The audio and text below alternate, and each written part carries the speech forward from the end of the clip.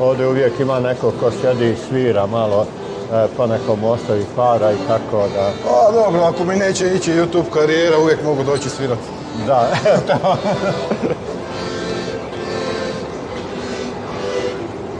gore se pokretni stepenicama penje do perona, znači ima 10 perona, pošto je dosta vozova koji prolaze ovdje kroz ovaj grad, tako da... Ovo će biti stvarno specijalna epizoda. Inače pravi video, tako, maksimalno mi je bio najduži video do 30 minuta, ali ovo stvarno vrijedi pogledati, doživjeti i snimiti u svakom slučaju. Da.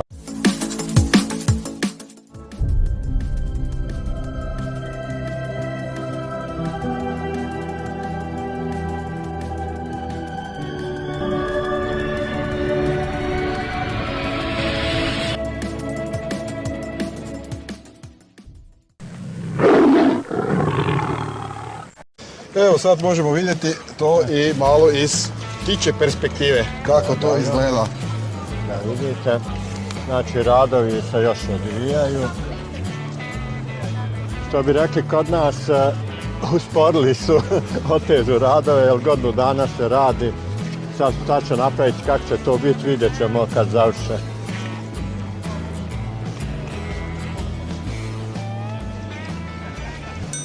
Kao što vidite ovdje ima dosta građevina koje su raznih arhitektonskih stilova. Od najnovijih kao ona metalna Olens zgrada do starih kao banka što je preko puta i svaki vijek je ostavio po jednu građevinu ovdje. Da. Sad možemo produžiti. Zanimljivo povijesno i kulturološko mjesto, sve zapravo na jednom mjestu možemo vidjeti ovdje. Kakav je tvoj utisak što se tiče sređenosti grada i to, jel? Ne uzimajući ovo što se radovi izvode sad ovdje? Ne, to je zanemarivo, ali inače, znači što se tiče grada, vidim da je sve fino, lijepo, skockano, uređeno i na svom mjestu. Jako mi se sviđa, odlično je. Znači, fino je. Fino, da. Inače bio sam u mnogim gradovima i mogu reći da je to jedan finiji gradić. Da, stari grad koji ima nešto i da se vidi. Da, ima znači i stara jezgra i sve. Možete vidjeti.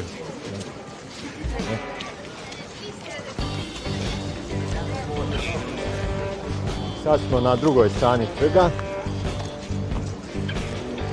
Zgrade su, mislim, isto sve duže ulice, prava je ulica. Tako da nema puno nešto različitog da se vidi, ali je zanimljivo prošetati. Dobro, Čakovec nema tako veliki trg, ali isto se ima što za vidjeti, znači stara povijesna jezgra. Tu se može igrati partija šaha. Da, šah igraju. I ovo zimi bude sve pusto, ali kad otopli vrijeme narod se... Sad, pošto je dosta duga zima ovdje, onda se prave ovakvi galerijani, kako on to zovu, u kojima su prodavnice gdje ljudi mogu doći i slobodno šetati bez da se sprznu od prodavnice do prodavnice. Da. Idu. Tu ćemo ugasiti kameru? Ne mora. Ne treba? Pa nisi u prodavnici, to je samo kao prolaz kroz... Znači, može se... Ovdje su kao mali butici, sve sitno. Dosta je fino sređeno i što kažem, zimi kad je napolju hladno ovdje se može fino prošetati, obići prodavnice, naći nešto i za kupiti i tako. Ili jednostavno, pošto ima i klupe da se odmaraš, možeš i sjesti malo odmoriti. Fino to izgleda? Da, ovo im je dobro, jer stvarno zbog zime ne bi mogao imati neki ambijent u kojem ćeš se fino osjećati kad je napolju -20. Da. Znači, ovo su fino osmisli da prodavnice ima, da.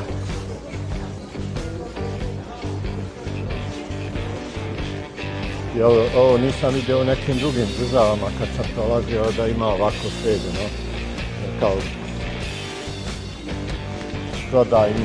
prodajno mjesto u kojem su mali butici, ali kao pasaž da se prolazi tuda i da Pa je ima, zatvoreno. moraš doći u Zagreb. Aha, U Arena da. centar. To je Da. još veće. I još više butika i još više svega. to onda mora Pa, Bora, obavezno, kad dođeš u Čakovec onda te vodim malo. Da, na da obilazak. vidimo. Jer je dobro. samo 100 km od Čakovca. Sad ćemo u drugi takav isti galerijan da uđemo, pošto je ovdje iz jednog u drugi ulaziš da bi obišao sve prodavnice. Iako ima velikih tržnih centara izvan grada u kojima je stvarno onda veća i ponuda i više prodavnica ima, ali ovo su u gradskom jezgru manji ovi tržni centri kao galerijani. I što je najvažnije, ovdje dosta polažu na to da ima zelenila i onda sade puno biljki koje daju dojam kao da si napolju. Da, kao da si u prirodi. Eto, kao da si u prirodi. Evo vidiš ovdje ove saksije kako su fino urađene i postavljene tako da stvarno kad šetaš kao da si u nekom parku.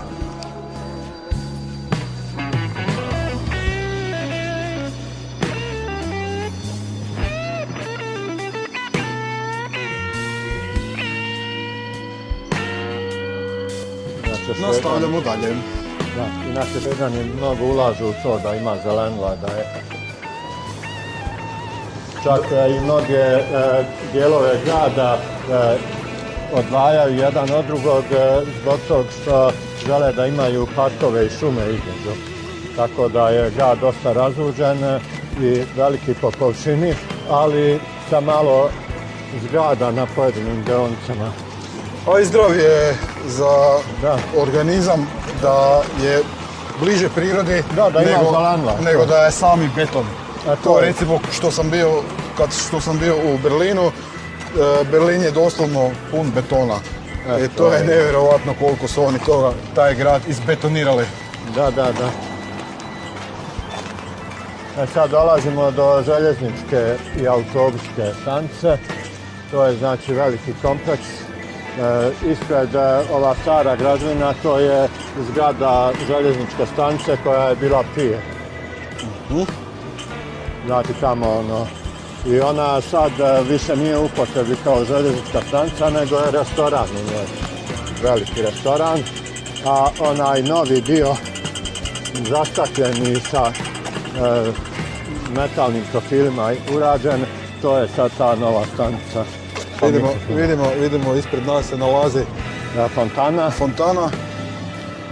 Ta fontana je preko ljeta u upotrebi, ide voda iz nje, ali dosta, pošto je studentski grad, puno je omladne i dosta često naspu šampon u vodu, pa onda sva bude Da. sa pjenom. Ovo je tako ufarbano u zeleno ili je to obično pakar koridira Ja u mislim zeleno? da je bakar, da je koridirao, da je dobio tu zelenu boju patine. Pa dobro se zelena uklapa. Ja volim zelenu boju. Da, fino je urađeno. Da.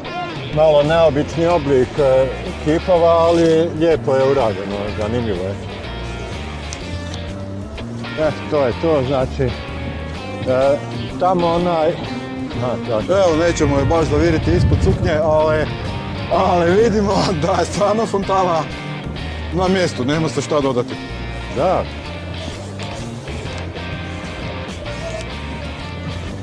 Htio sam da ti još pokažem ona velika građevina u startu tamo, to je garaža za bicikle. Pošto u ovom gradu masovno narod koristi bicikle da ide bilo gdje. I onda, na primjer, ovi koji rade u Stokholmu dođu biciklom do željezničke stanice, parkiraju bicikle ovdje i vozom idu za Stokholm. Kad se vrate, opet uzmu bicikli i vrate se kući. Znači, narod je maksimalno ekološki osviješten. Pa, tako bi se moglo reći. Da. Dobro. Fino, vidimo. Ja ćemo ući I ovdje u- ima sve puno života, Da. sve puno vrvi ljudima. Lijepo za vidjeti. Da, ako želiš da uđemo u zgradu stanice, da vidiš kako izgleda i Može tu. da pače. Tako da, Policija, ne znam da li se smije snimati. smije se.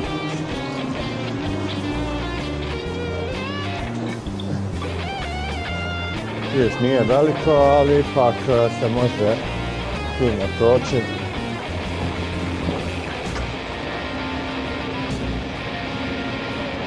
I ima malo kupa, kad je gužva onda se ne može toliko naći lako slobodno mjesto da sjedne, da se odmori dok čekaš voz ili autobus.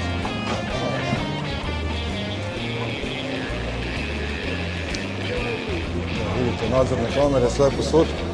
Da, to ima. Ja snimam njih, oni snimaju mene. Evo, upravo Eto tako. Špionažni kontakt. Ovdje je podzemni prolaz ispod perona.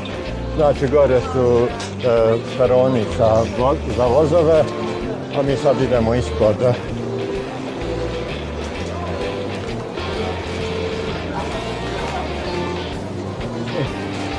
Ovdje uvijek ima neko ko sjedi i svira malo, pa nekom ostavi para i tako da... A dobro, ako mi neće ići YouTube karijera, uvijek mogu doći svirati. Da,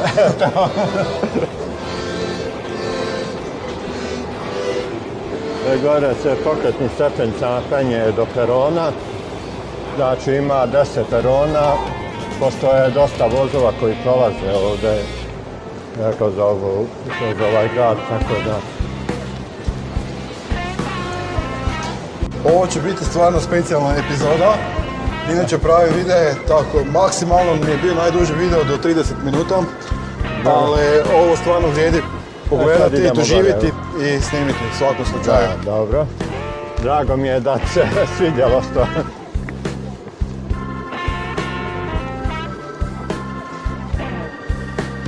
Mislim, grad nije, sam centar grada nije toliko velik, ali ipak ima lijepih stvari da se vidi, da se...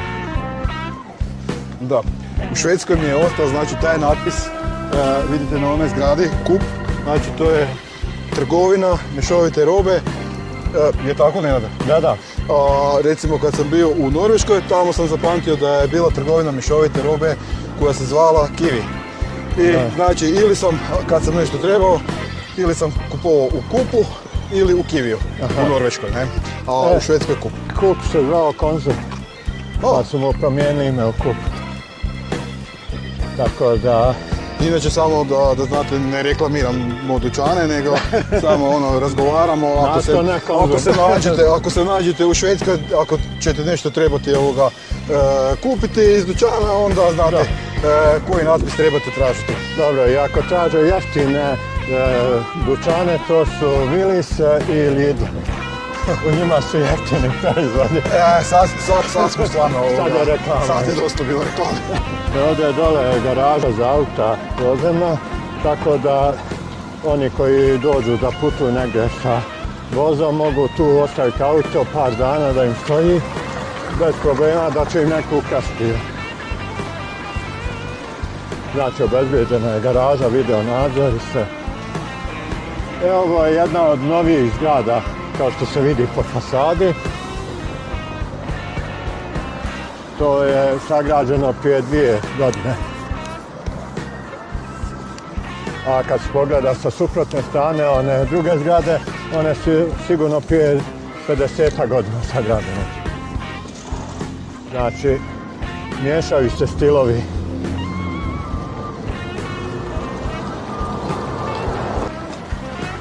Viš, na primjer, ovi ornamenti na fasadi, ipak je zanimljivo, nečim su popuni, nije samo ravna površina.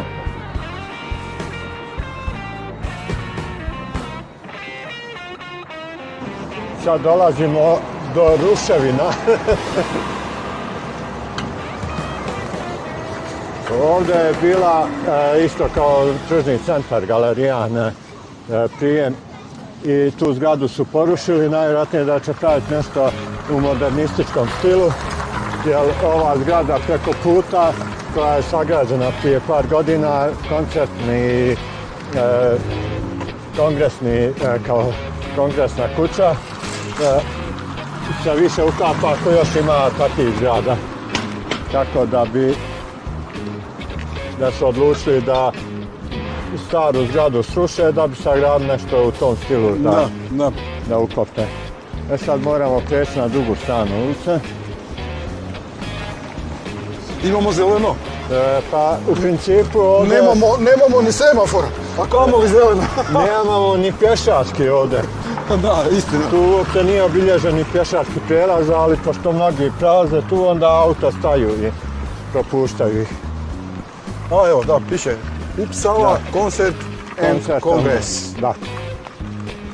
To je znači ta zgrada koja je dosta moderno napravljena, ali je odskakala od ostatka zgrada na ovom trgu. A vidimo i ovu uličnu svjetiljku koja definitivno podsjeća na kućnu svjetiljku. Jeste, izgledom. To je to. Znaš ono kad čitaš knjigu pa da imaš svjetiljku iznad kreveta da možeš čitati. Ne znam koji je to umjetnički stil, ali definitivno dobro izgleda. Možda modernizam, ako je povezano sa modernom građevinom. Da. Pa sve je to tako ovdje, izmiješani stilovi. Moderno, starinsko i... Sad ćemo je tamo preko pješačkog prijeći na semaforu, pa ćemo na drugu stranu.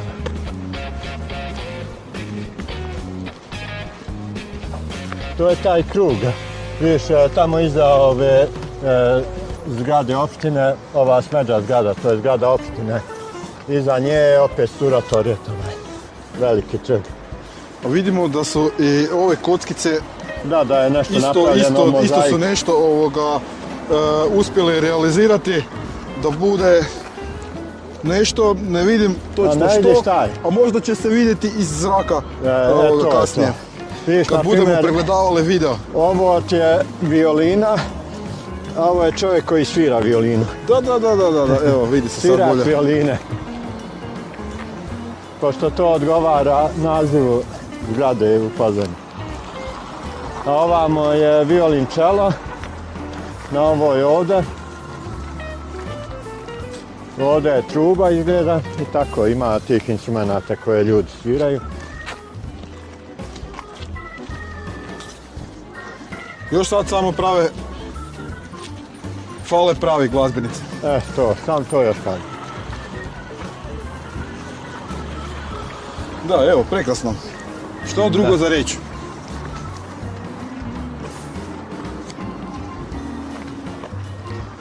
To je taj centar grada, znači obišli smo skoro sve što se trebalo vidjeti.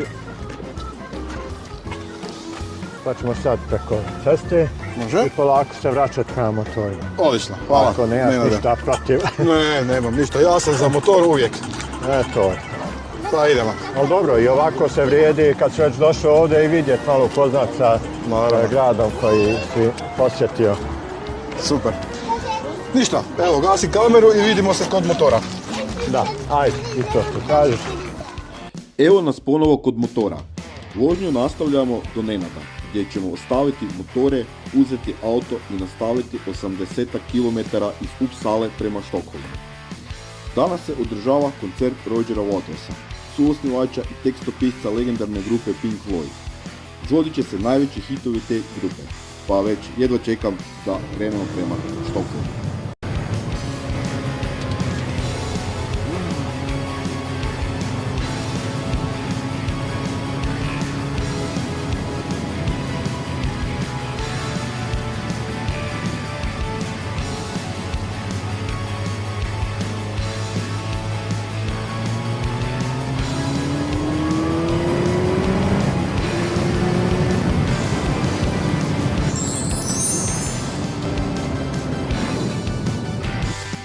U Štokholm smo stigli super brzo.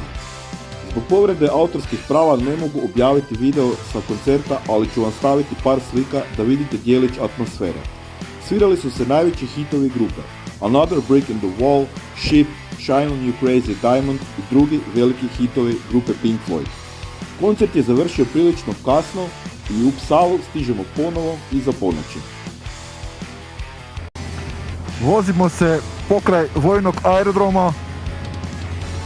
Ne znam ako vidite vojnu pistu, a ono što je najinteresantnije, s lijeve strane vidjet ćete da ostatke snijega koji je bio ovdje pred par dana i još se zadržava znači u sjenovitim predjelima. Vidite tamo dole sve je bijelo.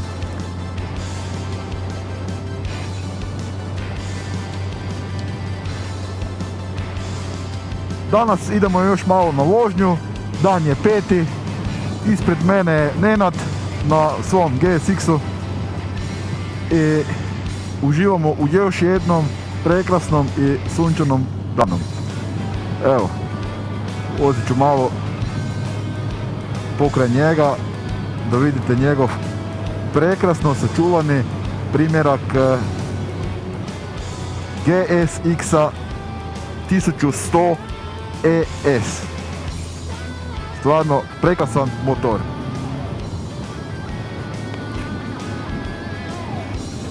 Vozimo se prema muzeju.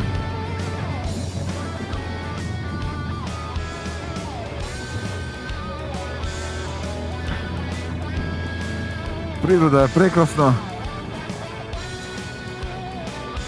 Wow.